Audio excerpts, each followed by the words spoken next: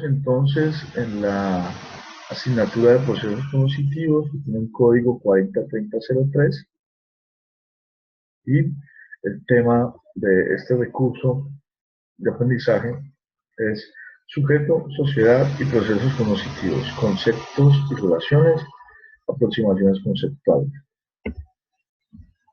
Quiero de antemano agradecer a la doctora Astrid Suárez, quien es la directora del curso de procesos cognitivos y quien ha apoyado desde el principio la gestión para este material didáctico de aprendizaje. Entonces, tenemos un objetivo general que es apropiar el concepto de sujeto, psicología de procesos cognitivos, como elementos esenciales para la comprensión de la condición humana y su relación con la dimensión social y cultural.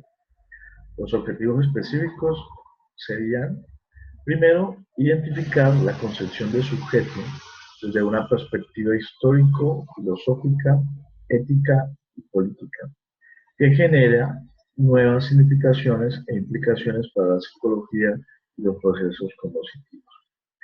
Un segundo objetivo general será identificar la concepción y la relación que existe entre la psicología y las acepciones del sujeto y las implicaciones teóricas asociadas a los procesos cognitivos. Y un tercer objetivo específico será comprender la concepción de los procesos cognitivos desde una visión de sujeto y la psicología, concebida desde la subjetividad y la construcción social. Como podemos ver, dentro de estos objetivos específicos en relación con el objetivo general, hay algo que predomina y es precisamente la relación entre sujeto, psicología y procesos cognitivos. De antemano quiero decir que para enmarcarnos dentro de esta tarea es necesario un diálogo sumamente transdisciplinar, es decir, que vamos a recurrir de alguna manera a disciplinas como la filosofía, la lógica, la lingüística, el psicoanálisis para poder hacer una comprensión clara de lo que sería la palabra o el concepto sujeto. Entonces, empiezo con un epígrafe de Sigmund Freud, que de alguna manera es uno de los grandes teóricos de la psicología contemporánea, inventor del psicoanálisis, una disciplina cercana a la psicología, aunque no es la misma.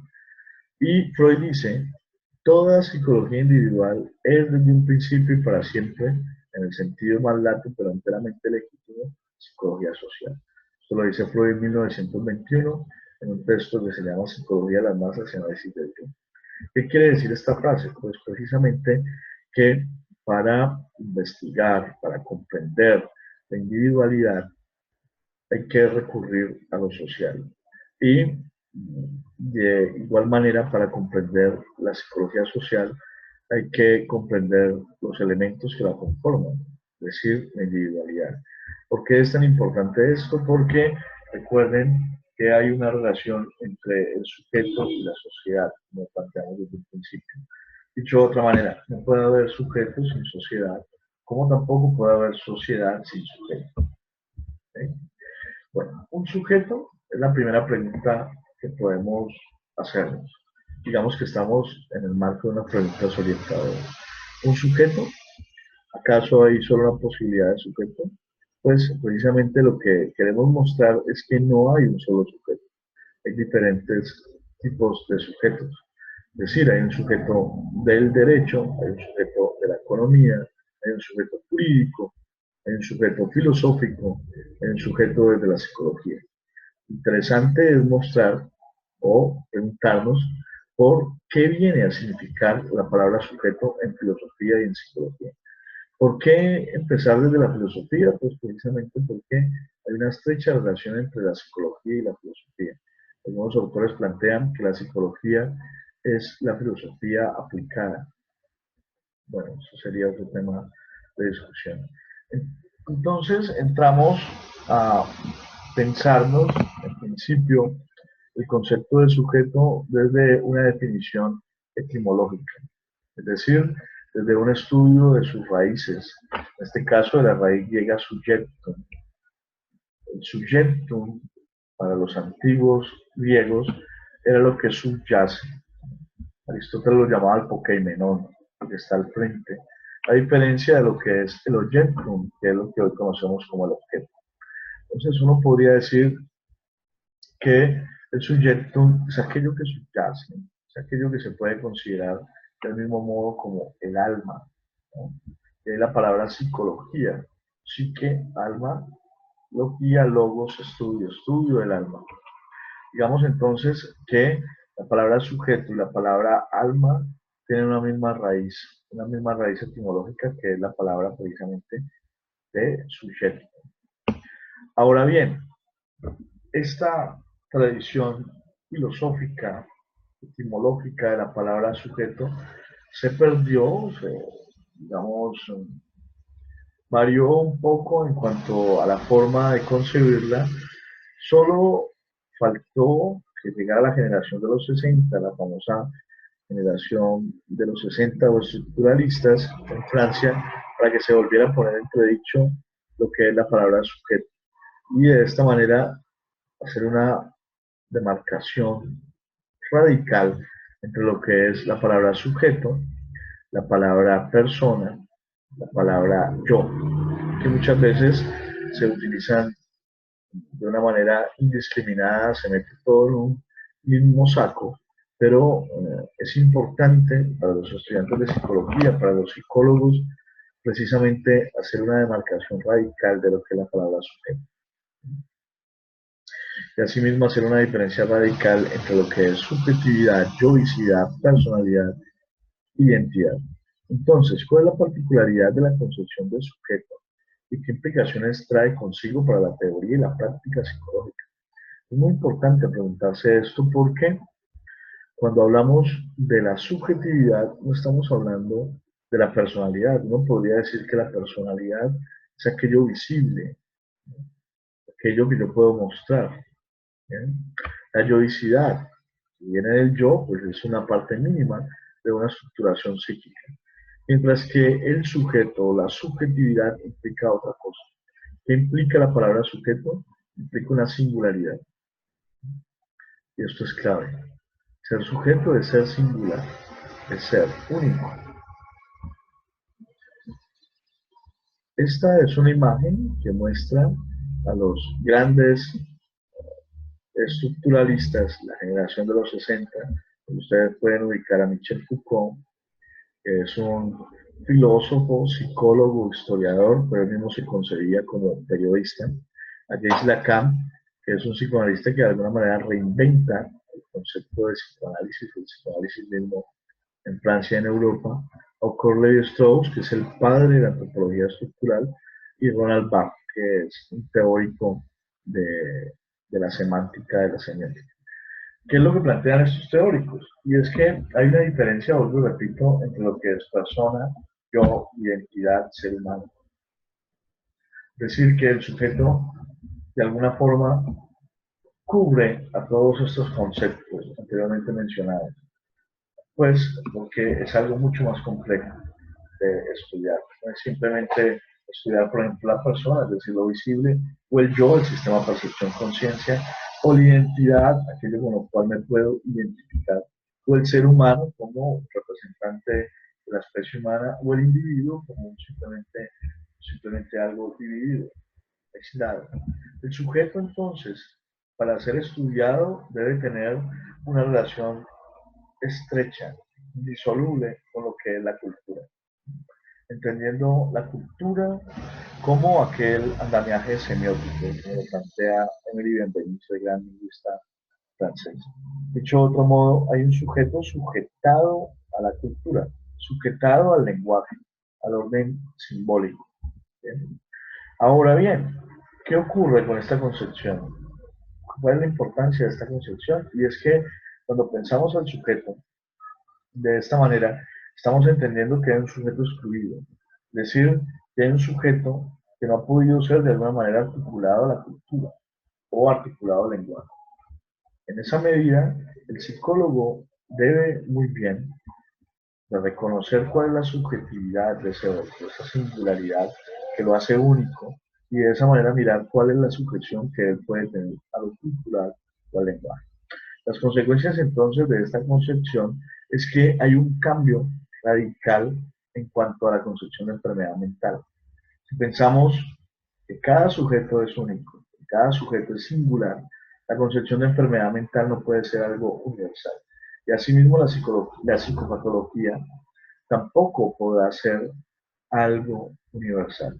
Dicho de otra manera, el sujeto o la enfermedad mental, la psicopatología del sujeto, depende del contexto cultural. Y así pues, una posible intervención sería muy diferente si tenemos en cuenta esta concepción del sujeto ligado, vuelvo y repito, a lo cultural, al lenguaje, a lo singular, como único, tendría si concebimos el sujeto de esta manera, tendríamos entonces una intervención muy diferente a la que normalmente se acostumbra a hacer en psicología o en psiquiatría. En esta medida, ¿cuáles serían los ejes temáticos a desarrollar? Hay una imagen de Michel Foucault donde se da la relación entre saber y poder. Foucault va a ser un estandarte, un autor fundamental para todo psicólogo. ¿Por qué? Precisamente porque, como lo dice Paul Bain, gran historiador y amigo íntimo de Michel Foucault, Foucault toma las rarezas de la condición humana, toma las rarezas de la humanidad y las pone como facción de análisis. Ejemplo, la sexualidad, el poder, la cárcel, la locura. En esta medida lo que busca Foucault precisamente es descubrir dentro de estos escenarios la subjetividad, no pasar por alto de que todo es homogéneo, sino precisamente de que hay una singularidad ahí. Para entonces comprender el sujeto, habría que hacer un recorrido histórico de la palabra misma.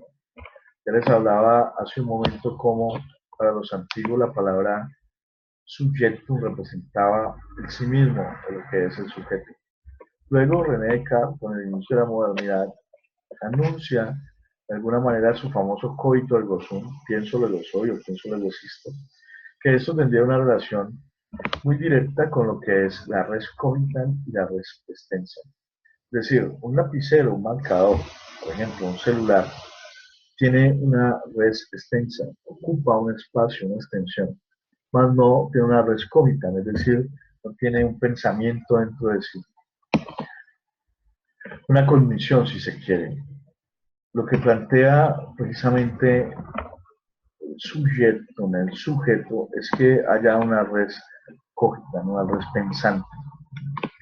Hoy en día se utiliza la palabra sujeto, la palabra sujet, también para designar el tema de conversación. Uno podría decir el sujeto de la oración, el sujeto gramatical, el sujeto que cumple una función. Héctor sale del consultorio. ¿Cuál sería el sujeto ahí? Pues Héctor, de quien se habla, ¿no? Sin embargo, no es simplemente ese sujeto el que le interesa la psicología o el que nos interesa dentro de los procesos cognitivos. Lo que nos interesa dentro de la psicología es el sujeto que falla, el sujeto que se equivoca. No es el sujeto conciencia, como lo plantea Descartes, por ejemplo, pienso luego soy. Tampoco es un sujeto trascendental, como lo plantea, por ejemplo, Immanuel Kant. No, el sujeto que le interesa la psicología es el sujeto que se equivoca, el sujeto que comete un lapsus, el sujeto que tiene una angustia, el sujeto que padece un síntoma, es decir, un sujeto incompleto, barrado. Y precisamente esa incompletud del sujeto es con su relación con el otro. Desde el mismo nacimiento, tal vez desde mucho antes, el sujeto antes de ser lo que es, ya era de alguna manera programado, deseado por el otro. Cuando hablo de ese gran otro, me estoy refiriendo a un otro cultural, a la cultura. Es decir, que la cultura hace que el sujeto advenga, ¿no? Lacan, Jacques Lacan, el gran psicoanalista francés, habla de que el sujeto antes de ser el contador ya fue contado. Es decir, a mí desde el mismo momento en que me colocan el nombre de Héctor, de alguna manera ya están marcando mi subjetividad, están marcando el trazo de mi subjetividad. Y de esta manera es muy importante el sujeto en la clínica. Aclaro que no es el sujeto digamos, dentro del consultorio clínico. No, el sujeto en la clínica, me refiero a la clínica como un método, como una mirada. La clínica viene del griego kliné, que significa lecho. El clínico entonces debe ir más allá, debe ir sobre el lecho. Y bueno, haciendo énfasis de nuevo en la relación que tiene que haber entre el sujeto y la cultura. El sujeto es determinado por lo cultural. Ahora bien, puntos claves dentro de esta concepción de sujeto que se quiere proponer. Y es que debe haber un diálogo totalmente transdisciplinar. Voy a empezar por el final para recrear un poco la imagen. Ustedes pueden encontrar en la parte superior del margen izquierdo. Y es que depende, todo depende de cómo vamos a concebir o del lugar donde estemos parados. De esa manera vamos a concebir el concepto de sujeto.